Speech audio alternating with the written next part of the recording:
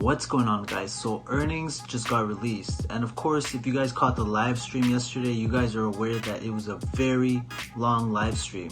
I was live streaming for about over 4 hours yesterday, so I decided to do a video on everything you need to know on Aurora Cannabis earnings. Instead of having to watch that whole 4 hours of me live streaming, I broke it all down into less than hopefully 15 minutes. But either way, let me know your thoughts on the earnings. Drop me some comments, leave me a like. Also, if you're new to this channel, don't forget, hit that subscribe button, and let's get the earnings call started.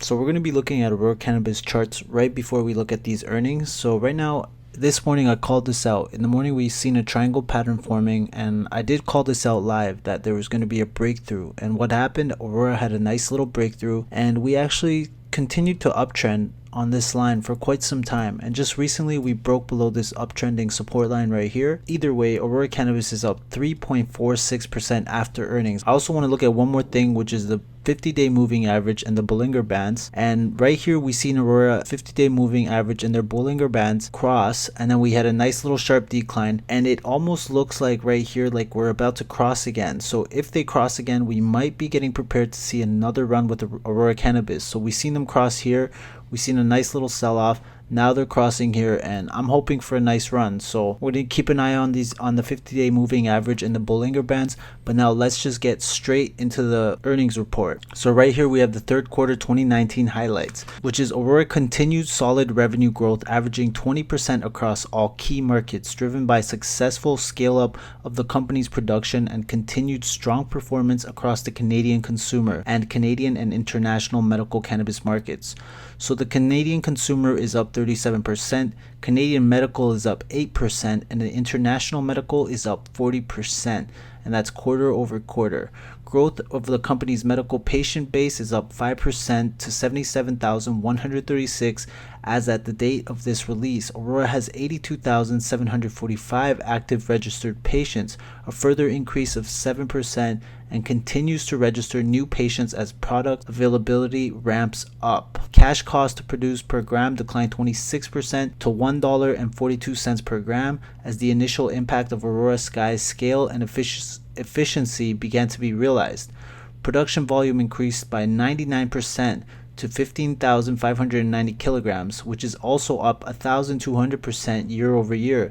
The increase in production accelerated through the quarter, with the majority of the harvested volume realized in the last half of the quarter. So the average selling price per gram decreased marginally due to the product mix effect, extraction capacity constraints resulting in extract-based product comprising 18% of net cannabis sales, and the first full quarter impact of excise tax on medical cannabis. The adjusted EBITDA loss improved by 20% to $36.6 million as the company continues to track towards achieving EBITDA positive results beginning Q4 2019 as operations continue to ramp up. In January 2019, Aurora completed US $345 million convertible notes offering, with proceeds earmarked to continue the company's pace to growth in Canada and internationally. We're going to look at the numbers right here. So this is the Q3 2019 key financial and operational metrics. So as you can see right here, gross revenue in Q3 2019 was $75,238. In Q2 2019 is $62,000. So that's a 21% change.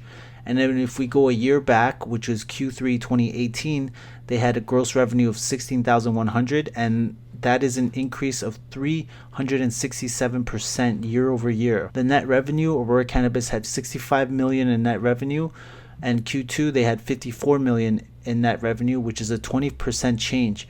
Q3 we had a $16 million net revenue, which is a 305% increase year over year. Cannabis net revenue was $58,652,000, which in Q2 was $47,577,000, which is a 23% increase quarter over quarter. In 2018 Q3 they had $10,810,000 in cannabis net revenue, which is a 443% increase year over year. Medical cannabis net revenue was $29 million versus Q2 2019 was $25 million, which is a 12% increase quarter over quarter and a 169% increase year over year from 10,810,000, which was in Q3 2018. So consumer cannabis net revenue was pretty similar to the medical cannabis net revenue, which was 29,577,000, which is up from Q2 21,583,000, which is a 37% increase. And there's no Q3 2018 because we did not have any recreational cannabis last year. So gross margin on cannabis net revenue is 55%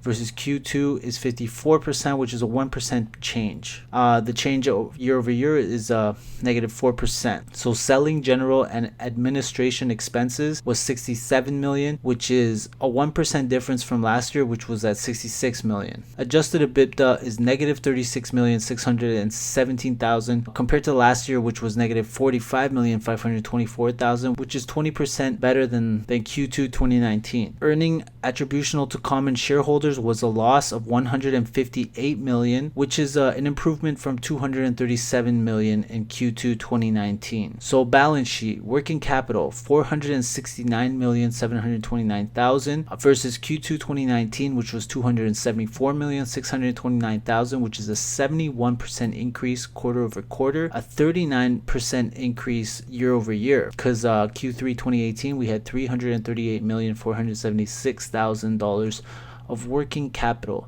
Cannabis inventory and biological assets 118,023,000. In Q2 2019 we had 79,924,000, which is a 48% increase quarter over quarter and a 314% increase year over year, because we had in Q3 2018 we had 28,478,000 of inventory in cannabis and biological assets. So total assets is 5,549,000,000, which is a 14% increase from 4,875,000,000, and which is a 232% increase year over year, which we had 1,671,000,000 in Q3 2018. Operational results: cannabis, so cash cost to produce per gram of dried sold was $1.42 versus last quarter was $1.92. We've actually improved the price per gram by 26% quarter over quarter, but year over year we only improved by 7%. So active registered patients, 77,000 patients versus 73,000 patients in Q2 2019, which is a 5% increase. Average net selling price per gram is $6.40, which has decreased from last year of $6.80. Kilograms produced, 15,590 kilograms produced in Q3 2019 versus Q2 2019 when they produced 7,822, which is a 99% increase quarter over quarter. But year over year, we're producing 1,193% more than we were in Q3 2018. So that's 1,193% increase year over year, which I seem to think is the highlight of these earnings. The fact that we're producing 15,590 kilograms per quarter now, versus 1 year ago when we were only producing 1,206 kilograms per quarter. That's a huge hike. Those are the highlights that I want to look at. First of all, gross revenue year over year is up 367%. Cannabis net revenue is up 443%. And this is year over year. Net revenue is up 305%. And then we look at something like kilograms produced, that's up 1,193%. Kilograms sold, that's up 577% year over year. We sold 9,160 kilograms this quarter versus last quarter 6,999, which is a 31% increase quarter over quarter. And in 2018 Q3 we produced 1,353, which is up 577%. So now the outlook. The Aurora Sky and Bradford facilities are now operating at full capacity. With this, the company's annualized production run rates across its operational facilities is in excess of 150,000 kilograms per year based on the planted room. Aurora reiterates its target to Q4 with production availability for sales in excess of 25,000 kilograms. Management intends to allocate a portion of this capacity to its inventory for manufacturing new products. Aurora remains focused on having vapes and certain edibles ready for launch under new regulations in Canada consumer markets, which are expected towards the end of the calendar year. So with Aurora Sky now operating at full capacity, the company anticipates continued reduction in production and manufacturing costs, allowing cash costs per gram to continue to trend lower. Management reiterates its expectation that the average cash cost to produce per gram at its Sky class facilities will be below $1 per gram. So now we're going to look at Q3 2019 facility and production update. So construction at Aurora Sky is complete and all grow rooms have been licensed by Health Canada, fully planted. Aurora Sky is operating at its full design and capacity of over 100,000 kilograms per year. All rooms at Bradford are licensed by Health Canada and facility has been fully planted. Construction of Aurora Sun is progressing well, with the facility anticipated to be ready for planting by mid-calendar 2020. Aurora Sun will measure 1.62 million square feet, reflecting a 33% increase from its originally planned size. So as you can see from this picture, the erection of the steel structure is well underway and anticipated for completion in late June 2019. Construction of a glass roof has commenced and is anticipated for completion shortly after installation of steel structure. So Q3 2019 and subsequent corporate highlights. Acquisition of Whistler Medical Marijuana Corporation, and this was on March 1st, 2019. An acquisition of Hemco Food and Fiber, and this was on April 16, 2019. Acquisition of Chemi Pharmaceuticals, this was on April 24th, 2019. Strategic developments, we've all heard about the appointment of Nelson Peltz on March 13, 2019, and Aurora Polaris, which was on February 12, 2019. The company announced the construction of Aurora Polaris, a 300,000 square foot international logistics hub and facility for the industrial scale production of derivative cannabis products. International expansion, so we have the German cannabis production tender, which was on April 5th, 2019. We have the exports of medical cannabis to United Kingdom, which was on February 11, 2019. And we also have the expansion into Portugal, which was on February 26, 2019. Exports of cannabis oil to Germany, which was on March 11, 2019. So financing activities, which was the offering of convertible notes on January 24th. A company closed an offering of convertible notes for gross proceeds of US $345 million to fuel Canadian and international expansion initiatives. So now we have the financial supplements of Q3 2019. Medical cannabis and net revenue. So Canada and dried cannabis was $16,576,000. Up from $15,411,000. European dried cannabis was $4 million in 2018, was $2,800,000. Cannabis extracts was $8,495,000 in 2018, was $7,731,000. So total medical cannabis net revenue was $29 million versus $25,994,000 in 2018, which was December 31st, 2018. Consumer cannabis net revenue, dried cannabis $27,461,000 versus $18,796,000 in December 2018.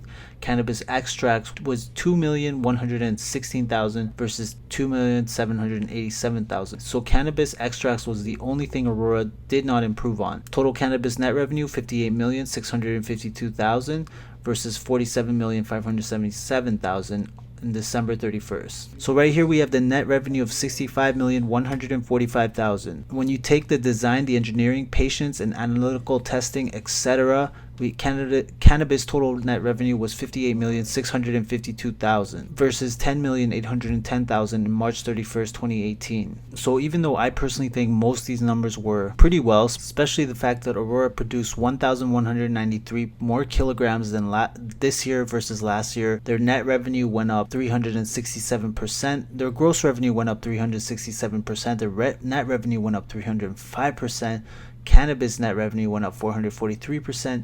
But the main reason why people think these earnings were disappointed was because the company reported a loss per share of 16 cents per share, which missed analyst estimates of 6 cents per share, which is the reason why the company's stock sank almost 2.2% after the earnings release. But as you can see right now, Aurora Cannabis is up 3.34%. So on the bright side, Aurora Cannabis is supposed to generate positive EBITDA in the fourth quarter, which is the next coming quarter. It's never guaranteed, but I'm definitely going to be keeping an eye out on Aurora Cannabis. Let me know if you guys want to see a video of the earnings highlights. Like, I could just chop it down, try to make it as short as possible, because the earnings call was very long. It was about a 2-hour call. So if you guys want to see the highlights, I can make a video, edit it, make it as short as possible for you guys. I'll try to make it in like less than half an hour. Anyways, that's it for Aurora Cannabis earnings. So far, Aurora Cannabis seems to be in the green. Analysts are disappointed in the earnings. I wasn't that disappointed. I thought Aurora Cannabis earnings weren't that bad, and the market reacted the same way because we are up 3% today. Once again, give me your thoughts on Aurora Cannabis. Let me know what you guys think, and if you guys enjoyed this video, don't forget to leave me a thumbs up. If you're new to this channel, don't forget to hit that notification bell, smash that subscribe button. I'll see you guys on my next video. Bye bye.